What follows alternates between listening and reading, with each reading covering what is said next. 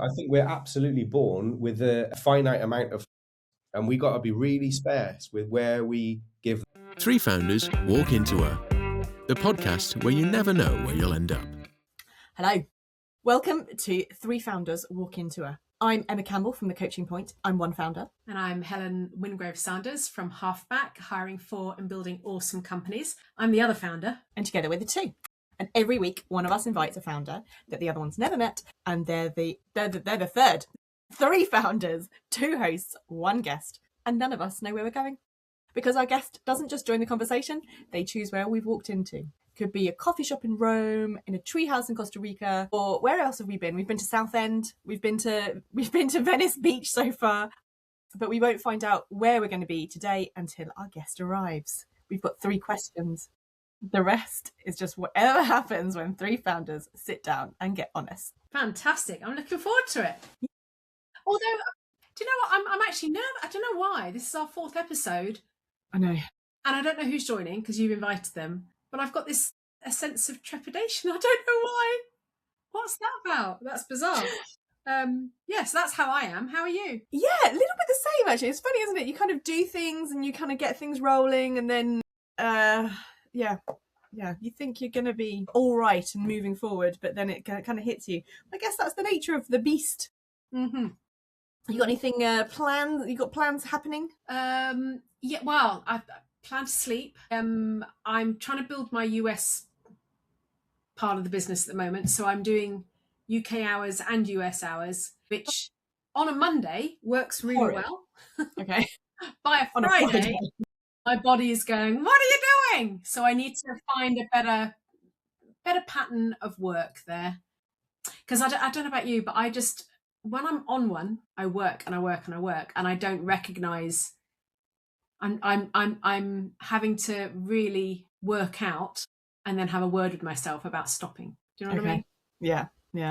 It's really hard, isn't it, when you're in that kind of flow and you can see things happening, and also that thing when you can see, the next things to happen, and it's just a case of keep on going, but actually taking that time is really important.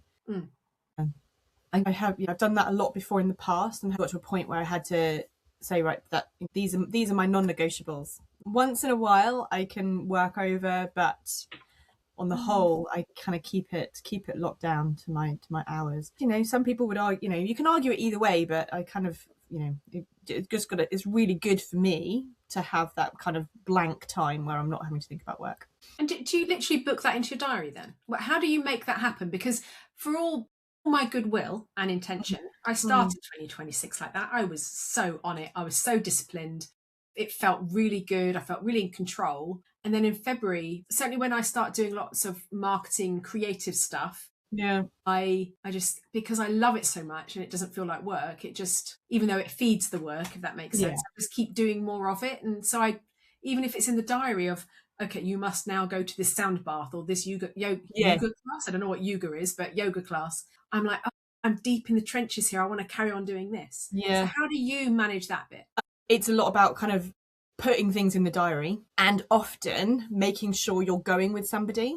It's really easy to drop out of something if there's no one expecting you to go. Maybe it's a bit scary, not to say it's the easiest thing in the world, but to take that view that if you're going to go somewhere and you think you might drop out of it and you don't really want to, get somebody to go with, or buddy up with somebody, get a lift with somebody. That's what I did last weekend. I went for a walk, was chucking it down, didn't really want to go, but hadn't been for ages. So arranged a lift share with somebody. And the funny thing was, they wouldn't have gone if they weren't doing the lift share. So there would have been three of us, actually, in actual fact, who would have all dropped out because the weather was horrific and, you just didn't want to do it. But we all were like, no, we'd do. And not that either of us have kind of mentioned that to each other, but that's just how it works. And that works really well. I find if I'm doing something on my own and it's a bit new, I'm much more likely to drop it than to do it. So accountability, isn't it? Yeah, that's so true. And even if it is in the diary, it's, if you're the only one and there's no one else invited, it's so easy to go, well, I'll just carry on doing what I'm doing. So yeah, very true. Very true. Thank you. I always learn from you, so I appreciate it. I know this is like free coaching for me, so thanks. This is my life. This is what I do to myself all the time. I think that's part of it. You've got to coach yourself a little bit. This is true. This is very true. And if you can't coach yourself, then get a coach. Yes. Yes. Exactly. Yes, Or and I'm both. available. You could get in touch. Brilliant plug. Well done, you. Right, our guest is here. So, are you ready? I was born ready. You ask me every week. Yes, I was born ready. So this week I've got somebody who's actually been quite a big part of my kind of support structure since I kind of came back about 3 years ago. He's very much a no-nonsense kind of guy. He's a bit of an ass kicker. I feel like him and his business is really kind of getting into his stride at the moment. He's been running it for quite a while now, and it just feels to me, like watching it from the outside, it just feels like it's really hitting that kind of upward trend. He's worked with loads of businesses across Wales and the UK. And fair warning, there is likely to be swearing in this episode. So he doesn't hold back. So he is Adam Brooks from the Sales Academy. I don't know if you know him. I've seen him on LinkedIn. He's all over LinkedIn. Yes. Yeah. And he's in Bristol. He's actually in between he's South Wales kind of M4 corridor. Okay. Yeah. Great. So he's Adam Brooks from the Sales Academy and he is here. So I'm going to let him in and we will find out where we are. Fantastic. Hello. Hello. How are you doing? How are we doing? Okay. Yeah, really good. Thank you. Good. So we have just kind of given you a little bit of a big up. Not that you'll see that when we do it. This is Helen Saunders. Meet Adam Brooks. Good day to you, dear sir. Yeah, good day indeed. Good day indeed. So Adam, where are we? You know that we've walked into somewhere. Hey? Wow. We are in. Am I allowed to drop brand names in, or because you would do if it was a pub, right? Yeah. Right. So this is a small business that I visited because it was in a very special place of mine. We're in Tea Sauna, which was one of the first in Wales. It's a tiny little tea sauna. An actual sauna. An actual sauna.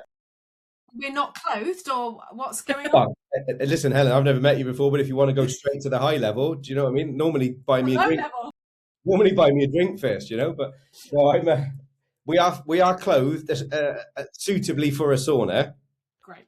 Because it's on Oxwich Bay, and it's an ice cold dip and a hot sauna, and it's called Tea Sauna. And the woman that runs it, the girl that runs it, she took a risk, she invested into it, and she's grown it now to more than one, and it's grown across South Wales. It's such a brilliant thing to do, like ice cold seawater and then hot sauna.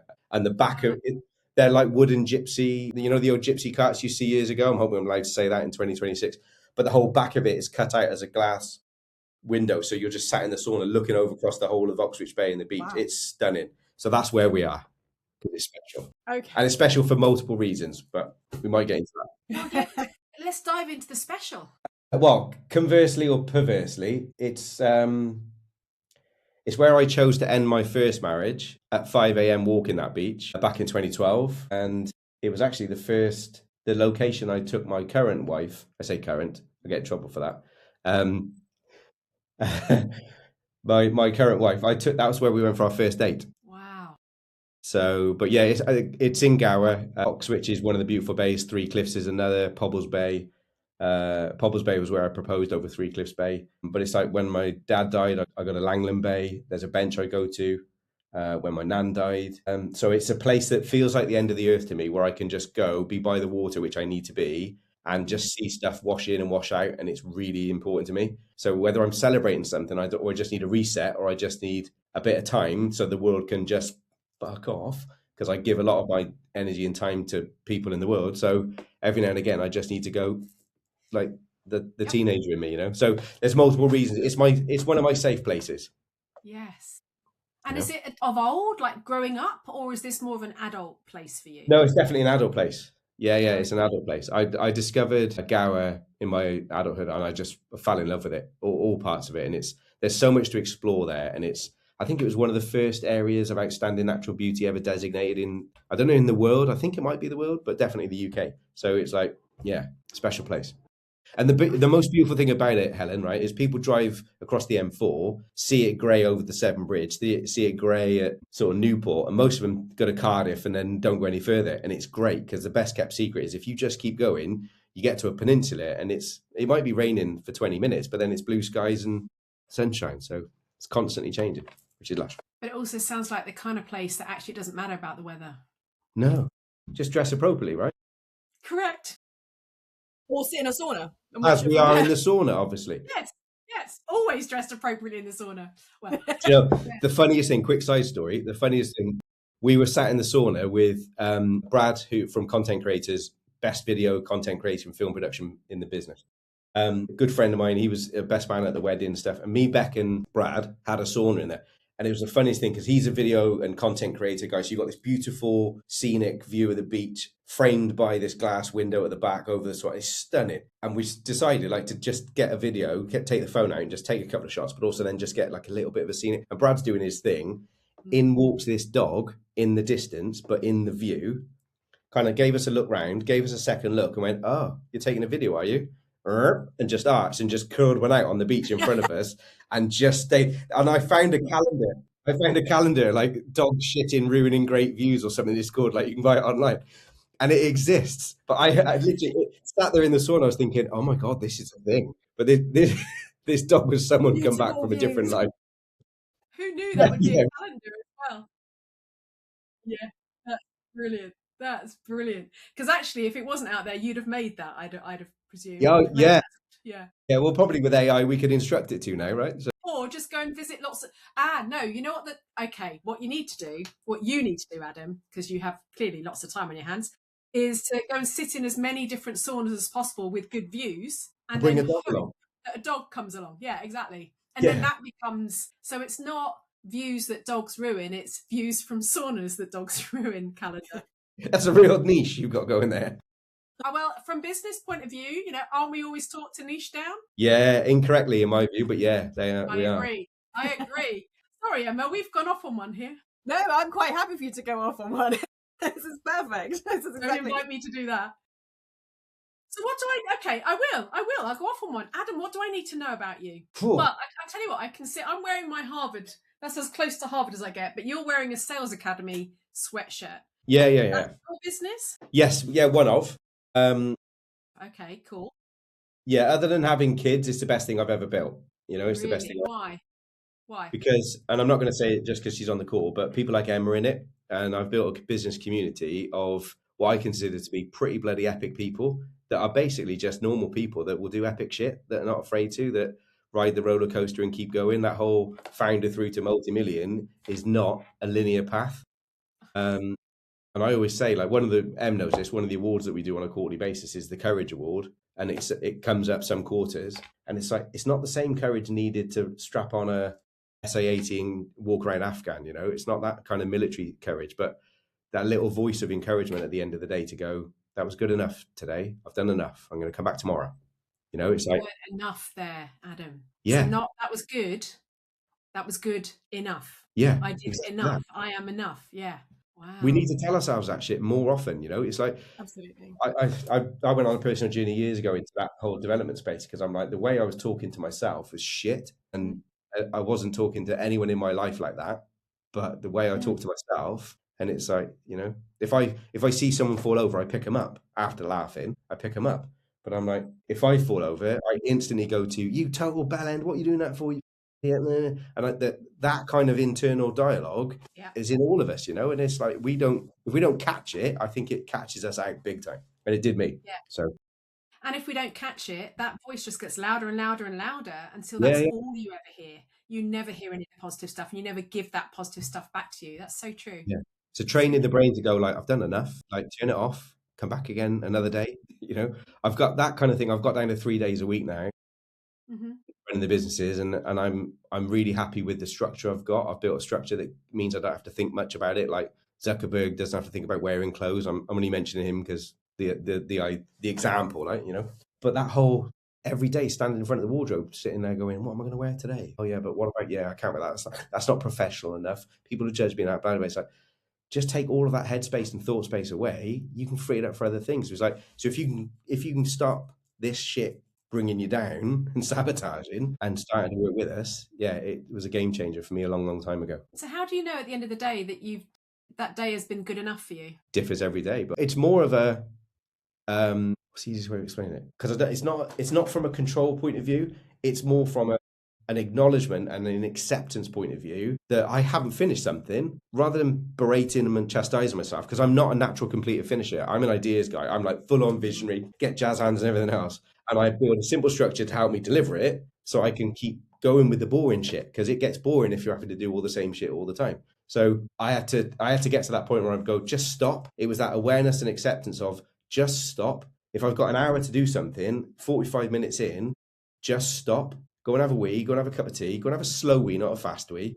Take your time with everything, make a brew, and then just reset before you go into your next hour. So, and when I first started that, my head was like, yeah, but you can't stop because of this, and you can't stop because of, yeah, but you haven't finished it. And I'm like, just accepting that I'm all right with that. No one's died because I haven't stopped my fucking Facebook marketing hour. But those are the crazy thoughts that go on in our heads, isn't it?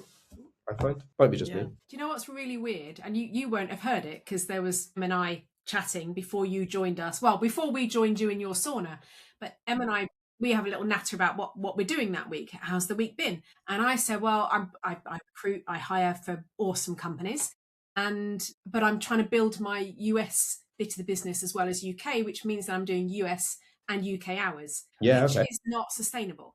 It's taxing. But what I tell myself is, but I'm loving it so, and I do love it. I do love it. But I know this week I've had that bit of chatter with myself of, your eyes are tired now. Even when you fall asleep, you're tired before you even think about going to bed, and you're tired when you wake up again. So I need to have a word with myself. So how weird then that's where you're talking about, actually this is good enough. This is fine. Yeah. Today's been a good day. Yeah. That's weird. It's funny when you mentioned that, you said I'm loving it, right? I'm loving it. I'm building the American bit, and I'm loving it. And it's like, we're taught all through science and medicine and healthy eating and all that sort of stuff. It's like, where do we get energy from? We get energy from consuming food and drink, turns it into kilojoules, enabling us to do all this sort of stuff. Right. I remember when I first got to spend time with a girl that I really liked, we talked till it was daylight, and we didn't eat, we didn't sleep. And then the following day, I just cracked on and did a full day of work. And then it was like, are we meeting up tonight as well? Oh, brilliant. And it's like, so we don't need anything when we're in love, right? We don't need food and sleep and all that sort of stuff, because we're getting energy in different ways. It's like, when you love what you're doing from a work point of view, it's pretty bloody similar. Yes. But just keep an eye for the burnout flag. Just keep an eye for those sort of things. But it's like, we get our energy from different ways. So the amount of times I've had people judging me because, oh, you work this hours and on these days and stuff. And I'm like, but my destination isn't staying the same. My destination isn't the same 12 months replicated for 75 bloody years. It's not. Yeah. Employee mindset versus founder mindset is somewhat different, isn't it? It's a very different journey. And it's sticky in corporate. It's sticky in corporate because they don't get it. They're like robots that like to oil themselves and have an MOT and like have an upgrade or a service, and they fine tune their engine and go and do a different role in the business. It takes all sorts, doesn't it? I do think employees, I think they can either be quite robotic, as in, this is what I've told the world that I'm going to do. I've now secured that job in corporate. Let's just go with the corporate thing. I've now secured the job in corporate. Now, in order to get, it's now the expectation that in corporate I'm going to climb, that whole corporate ladder thing. And so that's their up and down, hopefully up, more ups than downs, but they're happy with that. And that makes them tick. That would drive me effing nuts. So you mentioned that you've got one business, which is Sales Academy, but you've other businesses as well. Yeah, so I've got a digital marketing agency, which is more of a project management agency from the inside point of view. We just, a lot of business owners will go like, oh, I need a website. So I've got 3,000 to spend, and they'll talk to the website company, and the website company, you're like, yeah, spend it with us. Mm-hmm. And then quite quickly they go, right, have you got any photos? You got any images? You got your logo? Oh, you have my logo. My neighbor did it, but he's not doing it anymore. So you've not got the high res version then. So it's like, the website guys won't necessarily start there. And it's like, so we project manage it and go, look, if you've got $3,000, let's put some budgeting in, let's put some planning, and let's get a little bit of branding sorted, some photos, some images, a bit of copywriting. So you've got things ready to go on the website when you're ready, as opposed to spending all your money and not having any way to build it. And then TrueConnect is a business community I set up with a beautiful friend of mine that Em knows, another Em. I lost my dad in 2018, and then Don in 2020, Em's husband. Don was one of the best minds I've ever met. A huge-hearted, doer Scotsman, 17-stone rugby player, beautiful, beautiful man.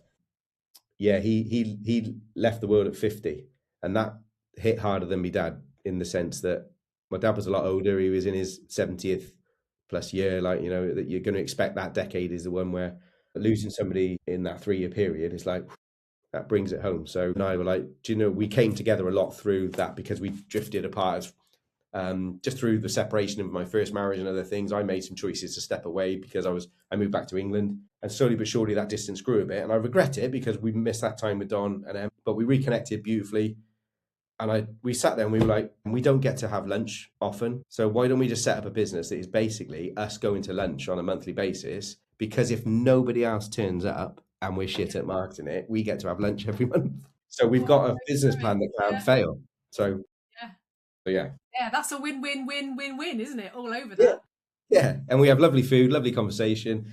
And it was great because somebody rocked up, claiming to stalk me on LinkedIn, and then 5 minutes into meeting me in person said, "Oh, you're different to your LinkedIn profile." And I was like, "How?" And they're like, "Well, the swearing for one." I was like, "Oh, you haven't fucking stalked me on LinkedIn anywhere near enough. You really haven't." Not enough stalking going on. People are funny.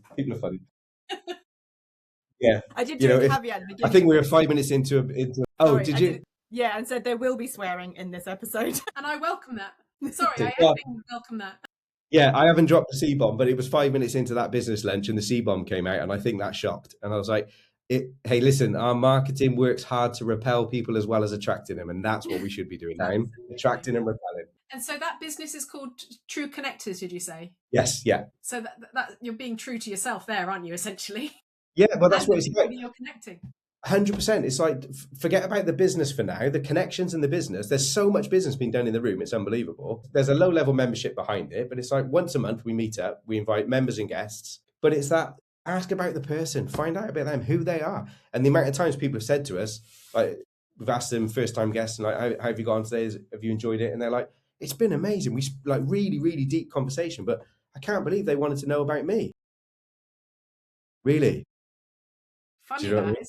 Yeah. So there's no business card swaps. There's no 60-second pitches. None of that bullshit. It's like rock up, break bread, and have conversations with 3 or 4 people around you, and go really deep for 2 hours. And if you enjoy that, come back and you can go deep with them, or potentially have conversations with other people next month. But it's like, we're not trying to take over the world. We're not trying to do anything like that.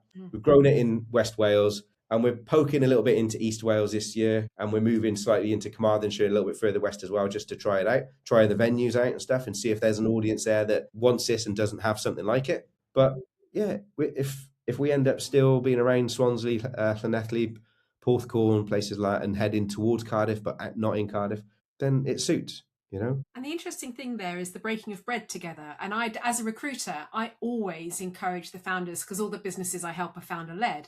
I always encourage them as part of the hiring process. And I use the same phrase, break bread with the people that you think that you want to bring into your business, because they're not in interview mode anymore. And I do coach them around that. I kind of have to tell, stop being in interview mode. Yes, you are, but you're not. You're not an interviewer. You're actually having food together. And you'll see the real person behind the interview facade when you have food together. And it just 100%. It really makes a difference, doesn't it? Break down the barriers, yeah. Although I have to say, when I go to networking or anywhere, if I'm anywhere with any business related thing and I'm eating, I always worry about spilling it down myself. So I'd never get a job, because if I was in my own hiring process, I'd be sitting like this, trying to make sure that or nibbling, just not eating. Sat there with a great big napkin tucked in up there, like sprawling it. I can't remember watching my own bib, actually. I can't remember who it was. It was in a book I read, but a famous business owner, a pretty large organisation, I think, in the past.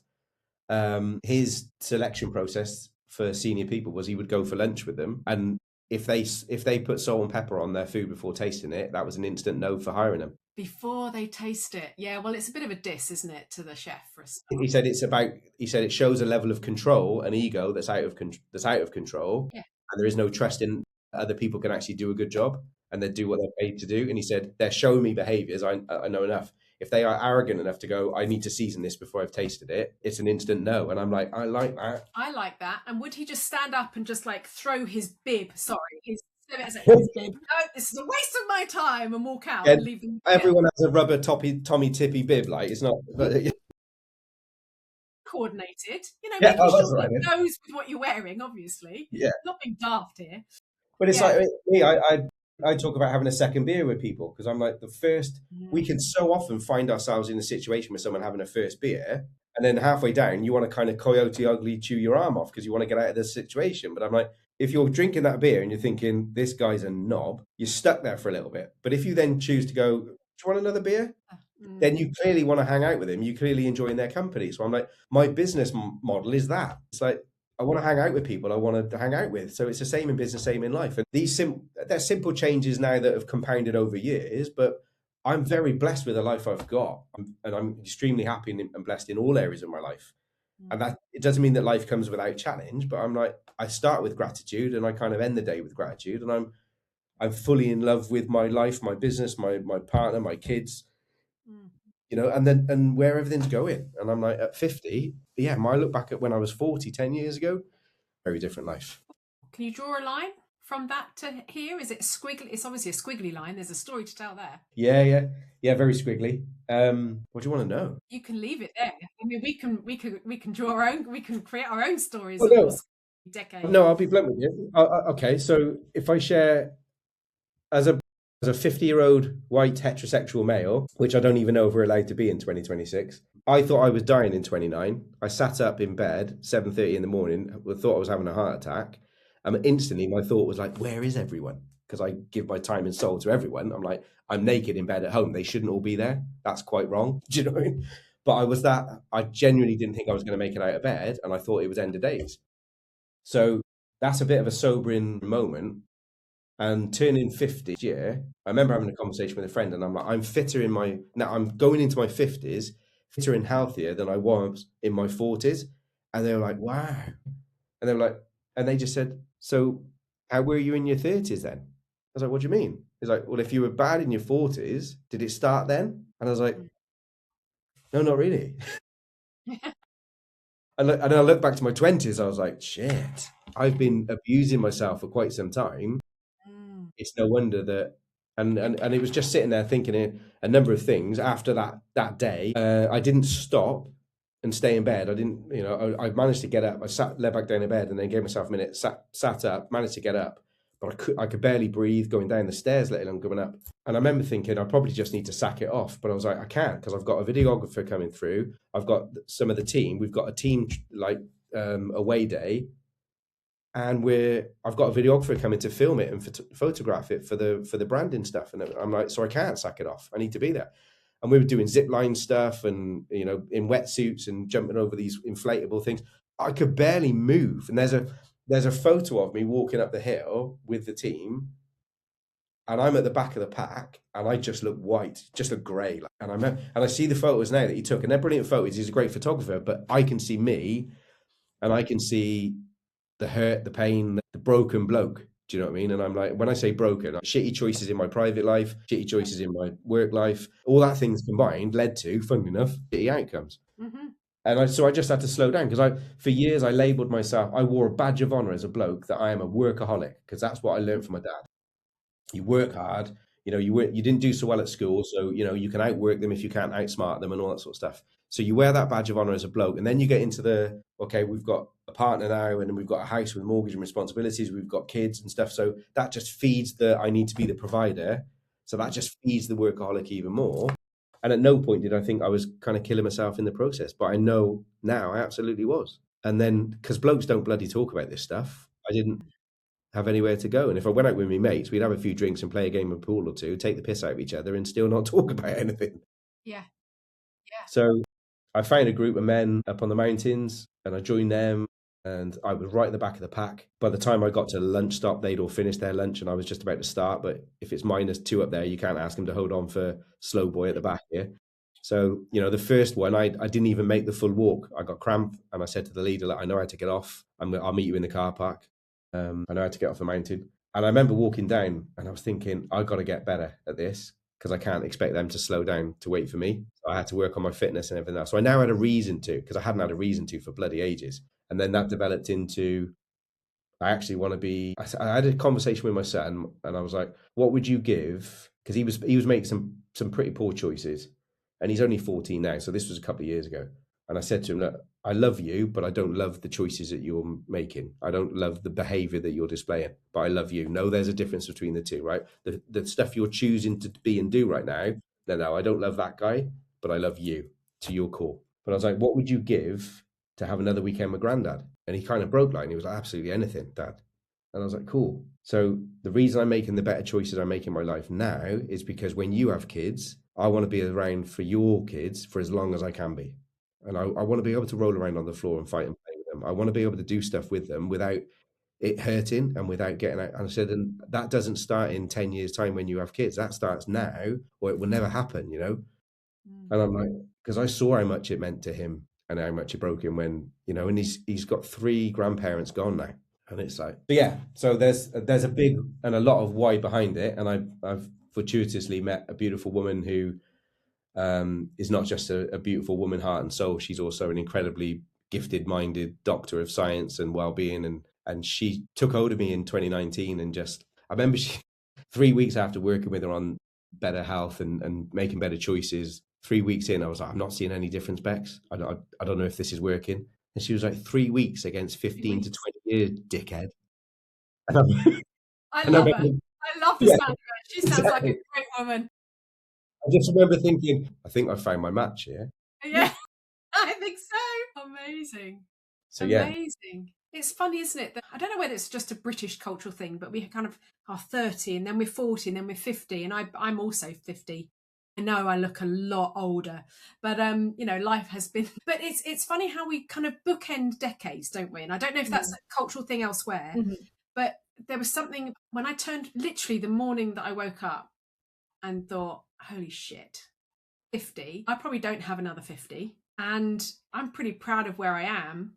But I've also not made probably the best decisions for myself and for my health and for my family. What the fuck are you doing? What are you waiting for? No one's going to do this for you, Helen. Get the hell on with it. Weirdly, then that was last April, end of last April. And then the rest of the year kind of followed suit because I literally asked myself that question. What the fuck are you waiting for? Wake up, smell the coffee, get the hell on with living.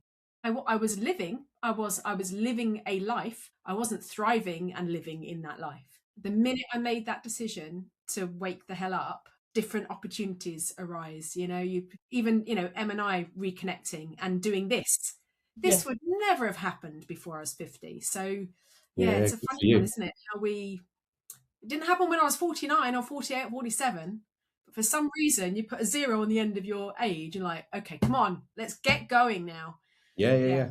We're born, I think we're absolutely born with a finite amount of fucks, and we got to be really sparse with where we give them. Oh my God. How do I not know you? This is amazing. You're absolutely right. It's like we sit there just dishing them out like candy. No. It's like because a friend of mine said a few years back, and he knows me well, I know him well, but he said to me, like, how old were you then when you stopped giving a fuck? And I laughed because we were out with a bunch of boys and stuff, and I laughed about it. But then I was like, shit, what am I showing that shows that I don't? Because he knows me better than most, right? So at that point, I was going, I get it, but actually, there's a bit more underneath that I'm not showing you. And it's like, because the things that are fuck worthy, I'm first in the queue. Do you know what I mean? I am all over that like thrush, really irritating and everywhere. Do you know what I mean? Yeah, Adam has the best turns of phrase. I forgot we're in the sauna. That's about what we're doing. Snort in the space of 3 minutes. Oh my goodness. But that's understand truly deeply in your core understanding that time is finite, your energy is finite. Like where you spend it with, who you spend it with. You know, the bucket dippers versus the bucket fillers. Like all these kind of people that we're surrounding ourselves with, thinking we coulda, woulda, shoulda, and the schoolgate mums and dads and all that bullshit. And it's like we try and do so much, and then after a while we just go, do you know what? I need to shed a load of this shit because I've overcomplicated my entire life. And in that, I've got a bit toxic about things because I didn't know how to walk away from them or say no. So I've created all of this drama and all of these EastEnders drum beats and all this shit, but it's just like, cut it off. Just choose to step away. And it's like your life gets so much simpler and easier. And funnily enough, you don't notice any of the good stuff because it wasn't there from those people, but you absolutely missed the noise. Do you know what I mean? And you get a shitload of energy back. So yeah, that's been the wiggly line from kind of there to here, I guess. That is a wiggly line, wiggly squiggly line. How does that energy and also that understanding of yourself and how many fucks and who you're going to give those fucks to, how does that translate into your business world then, given that you run 3 different businesses as well? Well, yeah, similar thing. Like my weekly structure, I'm on a Monday, I'm with Bex. So we're together every Monday, non-negotiable. Fridays are my own, so I can do what I want Friday. I have my kids and my biological children on a Wednesday afternoon, sort of Wednesday, Thursday, Friday, then an alternate weekend. So we're 50-50 there.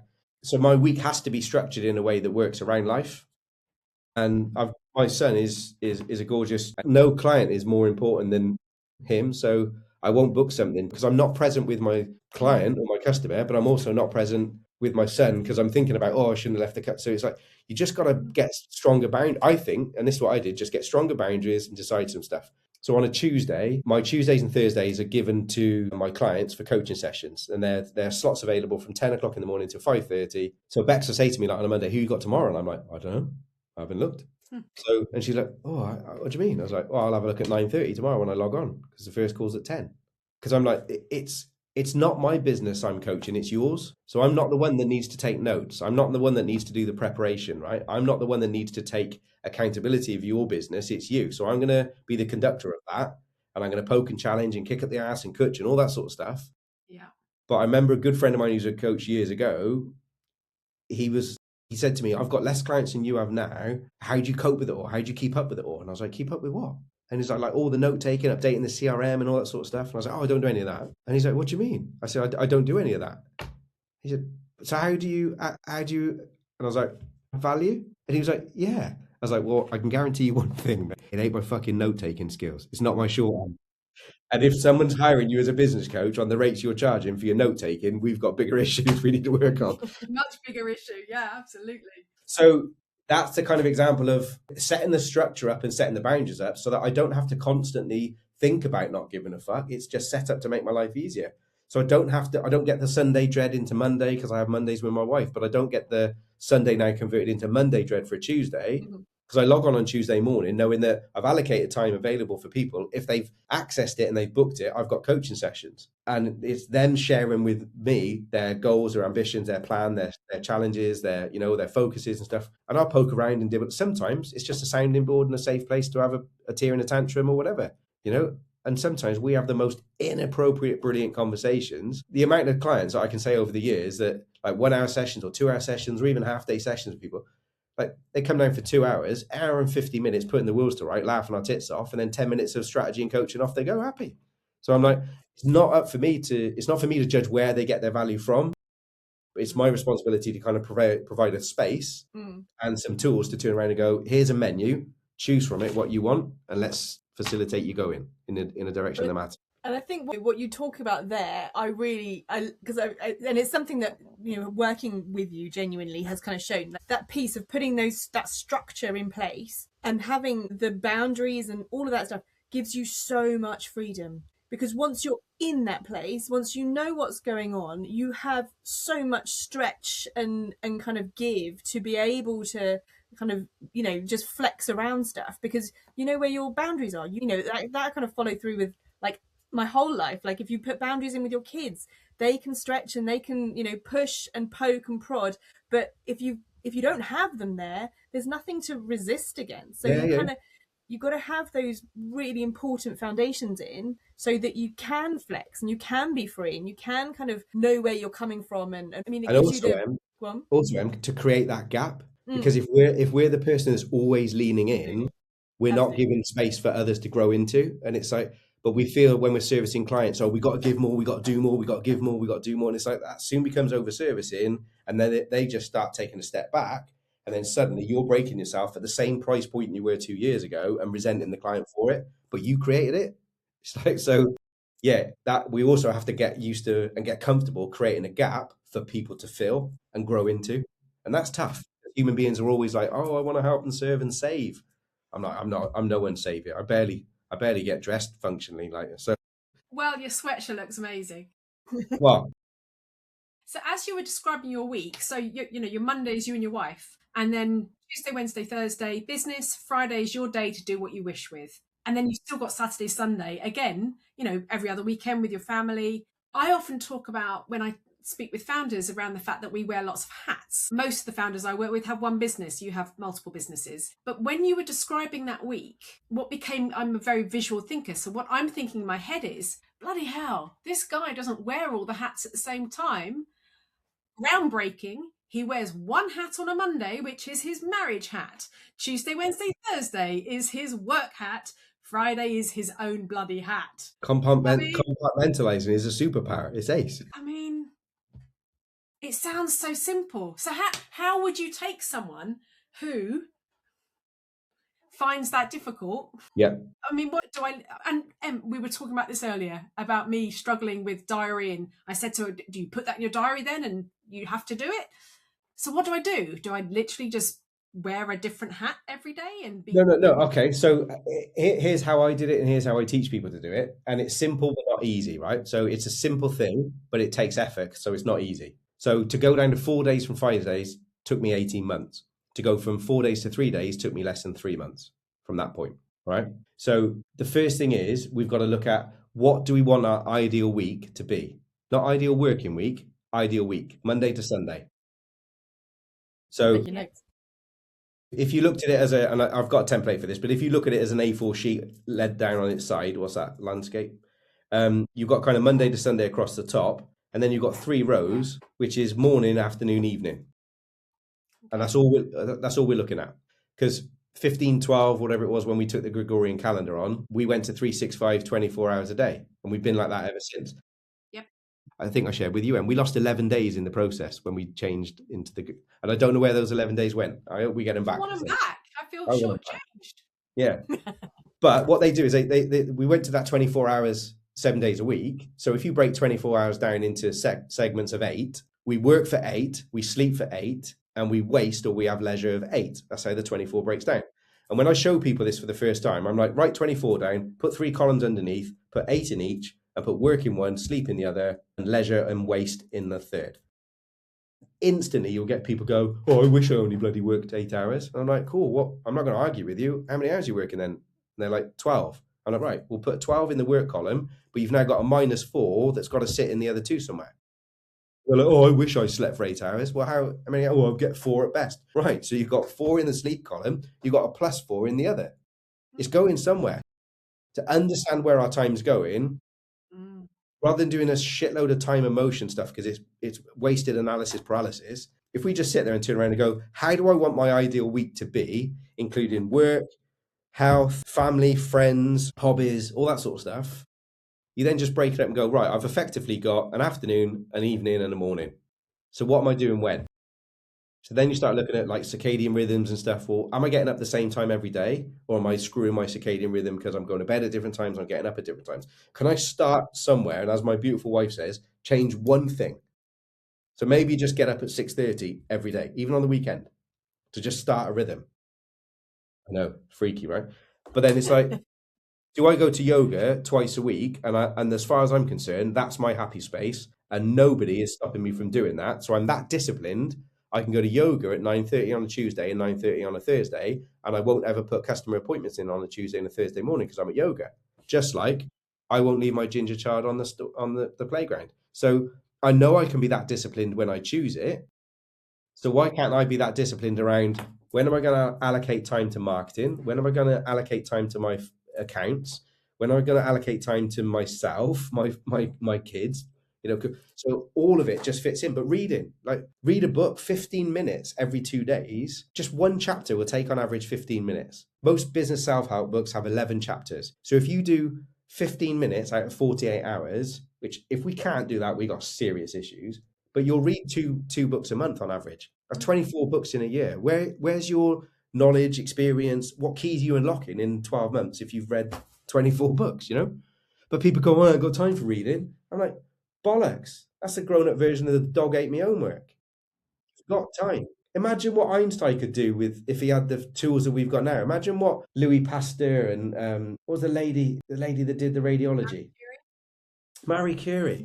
Imagine what Marie Curie could do today if she had the technology and the tools and they had the same frigging time we've got. Well, like Leonardo da Vinci, I mean, he was prolific and we've had what he changed the world. At 19, Isambard Kingdom Brunel stood in Parliament and convinced the whole of Parliament to rip up the railway tracks that they've already invested in and go with his system. At 19. And he wore a higher hat to make him look taller. And I'm like, yeah, come on. What is our excuse at the end of the day? So I would start there, look at your ideal week that you want it to be. Yeah. And what tends to happen, Helen, and this happens with most people, so I never fight with them. They'll be like, oh, but my weeks are so different. I'm like, well, do 4 then. Do 4 ideal weeks. Because in the process of writing 4 ideal weeks, you'll start to find patterns like, well, I'm doing that network meeting, but it's only every other Thursday. So I'm like, well, how long are you going for that network meeting for? 3 hours. Right, we'll block that 3 hours out every week, because Right. 1 week you're doing networking, the following week you could maybe doing your accounts or a bit of marketing, right? Or maybe that 3 hours next is 2 client meetings or whatever. It's like, so, but just allocate time to stuff and be realistic and make sure you build in gaps. We need space between things. I believe we should be working at 80% capacity, not 100. Certainly not this 110% bullshit that people claim they It doesn't give. exist. How can you work at 110%? Yeah, focus on 80%, build it for 80%, and then look at the space that you've got, look at the bits that you're enjoying, and then look at things that go in, right, what am I not enjoying? Is that a £10 task, a £20 task, even a £100 task Yeah, that I could pay someone to do that would free me up to go and do the £1,000 tasks? absolutely. And that's it. You just build it in, but think simple, but don't give up because it's not easy. And then those 4-week patterns will go to 2 weeks, will go to, and you'll end up with a one ideal week that you go, this is what I want my week to be like. And then the voices go, yeah, in the future. And you're like, well, fucking, why can't you have it now? Do you know what I mean? Yeah. If you commit to it and go, right, from this point forward, I'm going to operate my week like this, you'll be amazed how quick it changes. And if I'd known that at the start of it, I would have got there a lot quicker than 18 months. I was the one that made it 18 months. No one else. Yeah. When I told my It's clients I was painful. going down to 3 days, I was in my voices, I'm like, if I go down to 3 days, they're all going to want to quit. Right, they're all going to sack off Sales Academy, and I told them there was like a gentle kind of round of applause and a few gas and all that sort of stuff. But at the coffee breaks, people were coming out in strat planning them, and they were coming out going, "So can you like show me how you did that? Because I'd love to be able to." And I'm like, firstly, if you're going to work to avoid your life, it isn't going to work anyway. So let's build a life that you want to be around and hang around in. That's so true. So if your Absolutely. partners and your kids and your life that you have, you're not really that happy in, that you've got to kind of build the why and the what for as well. Yeah, absolutely. Yeah, because we don't. What's the whole cliche around living to work and working to live? And actually, why am I working so much? What am I not doing? What's not happening? What am I choosing not to do by working so many stupid hours? Yeah. Yeah. What's the biggest regret of the dying, isn't it? Is that I wish I didn't work as much. Yeah. So it's like we got to listen to this at some point. So I'm semi-retired now at 3 days a week, but it means I can do what I love doing until I die, and that I'm happy with. Yes. That Yeah. I'm really.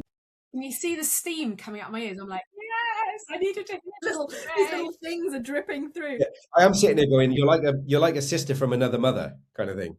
Yeah. Well, a mister from another sister, is it? A sister from another No, mister? I'm not a mister.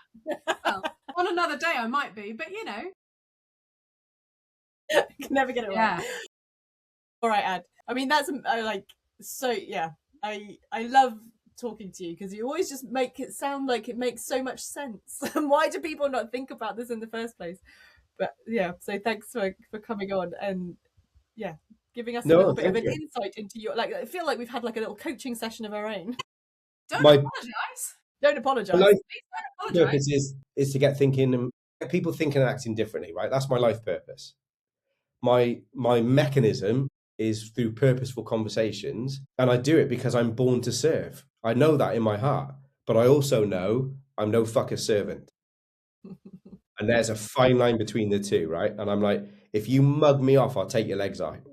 Yeah. So I'm like, I am you. born to serve, but I'm not a servant. Yeah. That's so interesting, isn't it? Our previous episode was with someone who was somewhat younger than us, Adam. Oh, cool. And they have got their shit together. And Em and I were talking about when we were their age, did we have that understanding of who we are? She just knew who she was, what she stands for, the people that she wants to surround herself with. I mean, humble with it, humble as you like. Yeah. But yeah, just actually understands herself in a really good way. And I just, why is it taken until the big 5-0 for me to realise that, It's funny, tickets landed in my inbox today for a conference I was at last year, wellbeing conference in the hospitality industry. Mm-hmm. And it's a brilliant day. And there was they'll remain nameless, but there was a lady who's senior in a very large pub company. And she was talking about this Generation Alpha coming through and stuff. She said, and their questions they were asking us and their expectations at interview, at first we were like, oh my God, how entitled are they? Like, who do they think? Like, they're asking us at the interview, why would I work for your company? And what are you going to do for me? And we're like, hang on a sec, you're only started yet, which was Gen Z kind of thinking. Yeah. And she said, well, we were all put out at first until we stopped and then looked at it and gone, hang on. They're right. why have we not been asking these questions was the first kind of realization, like over the last 30 years. And then they were like, okay, so what can we learn from them and how can we change as an organization to be better? And that's the shift in a large organization, that these young Gen A's coming through going, hey, what about what's in it for me? And being bolder with that and claim it. I wish we all found this out. I was blessed. I found a lot of stuff out early on. I haven't, you hit banana skins along the way. Yeah. No doubt about that. Yeah. Well, look, we have a bit of a habit on this program to ask our guests to come up with a C word. Yes. Born from the coaching point. So we took the C word. We do have a bet as to who's going to talk about the C word that shall not be named. But I mean, if ever there was someone who was going to talk about that C word. It is my favourite word of all, let alone the C word, by the way. Is it really? Well, look, we've had courage. We've had coastal. So it's interesting that we're on the coast again, looking out over Gower. And in the last episode, we had commitment. And that lady I was talking about, Jess Knights, that commitment she talked about was not to other people, it was to herself. Yeah, good. I thought so yes, we loved that, didn't we, Em? So those are the 3 C words we've had so far, Adam. What would your C word be? An opal? No, I'm going to use it. I was going to go with the swear bomb just because, but I think people would expect it too much, so it doesn't give it depth. If we ever use that C word, can I just say before I give you mine, I think we need to add words in front of it now, like belligerent and things like that, to emphasize it more. Okay. Because it's lost its meaning. Is that what you're saying? It's losing its impact, right? So let's just raise the bar. All right. Raise the bar on the C word. Brilliant. It's like, let's give it some power, give it some juice. Now, my C word, honestly, would be curiosity, or just curious. Remain curious, right? It's like every single thing in life. You look at Socrates, you look at Plato, you look at Einstein, you look at some of these brilliant minds over Leonardo da Vinci. They were just curious. They asked questions. They stayed open-minded, open-hearted.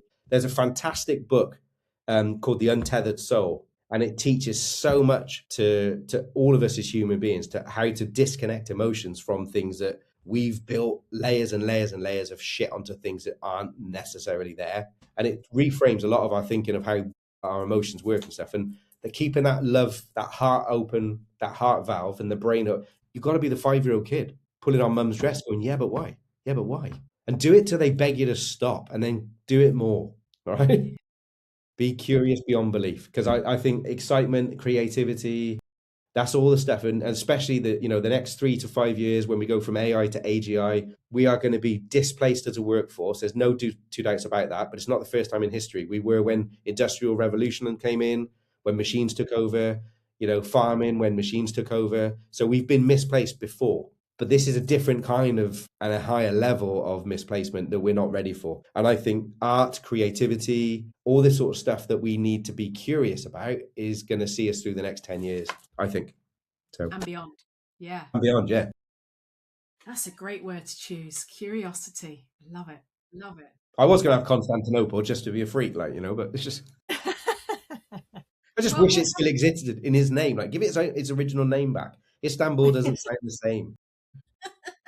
You're an interesting one, aren't you? You're a handful, and I love it. I feel sorry for my wife, like waking up at like Tigger every morning, and she's got to deal with that. She deserves a medal. So she does. She does. You know him. She is a saint. But, and a brilliant coach, a brilliant coach as well. Fantastic. Really, really appreciate you coming on and talking it through. I think it's going to be difficult to pull out like what the real nuggets. There's just so many in there. So thank you. Really, really appreciate your time, and thank you for giving up some of your Friday. Yeah, listen, I appreciate the offer, and it's an honor to support you and to be on the call. I've loved the energy of you two and this call. So yeah, thank you. I look forward to it. When it comes out, I'll pop it and share it and all that sort of stuff. So look forward to it coming out. Brilliant. Cool. Adam, really nice to meet you. I'm sorry that we've not met before because I wish that I'd known you.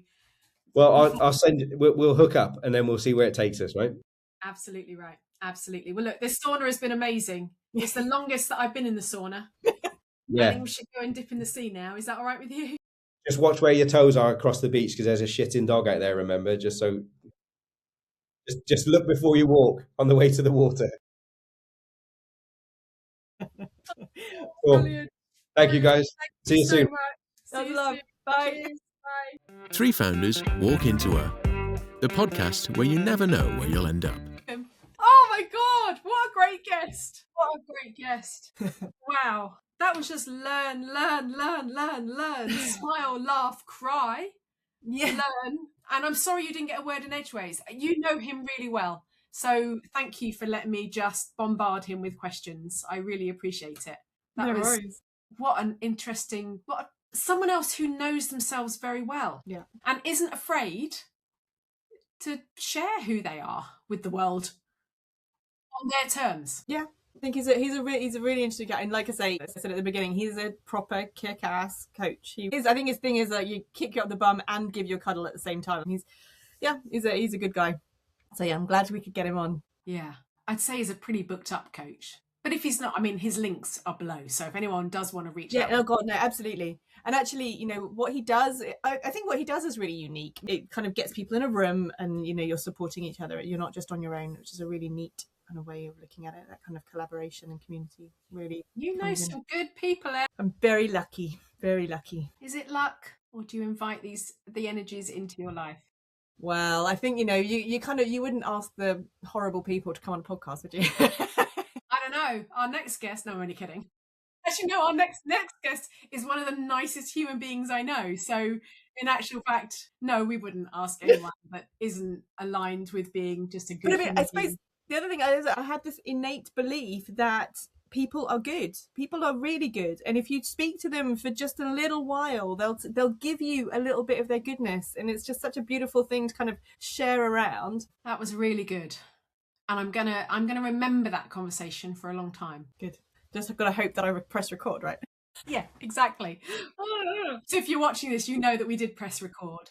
And actually, if you're watching this and you feel compelled to share this with other people in your network, please do. It definitely helps us, and hopefully it helps you and one of your people that you know as well. So we really appreciate you being here. Three founders walk into a, the podcast where you never know where you'll end up.